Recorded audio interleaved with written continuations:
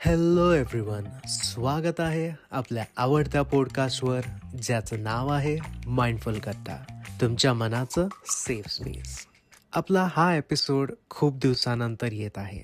काही कारणांमुळे आम्हाला एक ब्रेक घ्यावा लागला होता, but we are back with a new episodes. मित्रांनो, आजचा हा स्पेशल एपिसोड प्रत्येकाच्या आयुष्यातल्या त्या व्यक्तीसाठी आहे जी आपल्याला जन्माआधीपासून आपल्यावर प्रेम करते. ती म्हणजेच आई. लहानपणी आपण चालायला शिकत होतो तेव्हा आपण पडलो की जग हसायचं. पण एक व्यक्ती धावत यायची, धूळ झटकायची आणि म्हणायची, काही नाही झालं बाळा, पुन्हा प्रयत्न कर. ती व्यक्ती म्हणजेच आई. आपण मोठे झालो, मोबाईल, करिअर, मित्र, काम या सगळ्यात व्यस्त झालो. पण आजही रात्री उशीर झाला की एक मेसेज नक्की येतो, घरी पोचलास ना. मित्रांनो, आईचं प्रेम हे जगातलं एकमेव प्रेम आहे जिथं स्वार्थ नसतं, फक्त काळजी असते.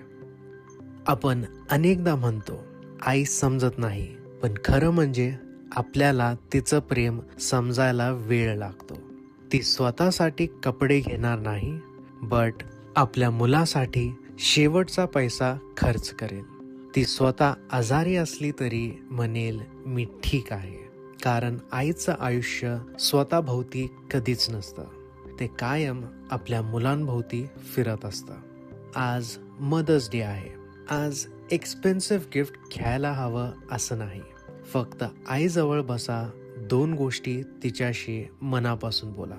कारण जगात सगळं मिळू शकतं पण आई नाही. Wishing a very happy Mother's Day to all the incredible mothers out there.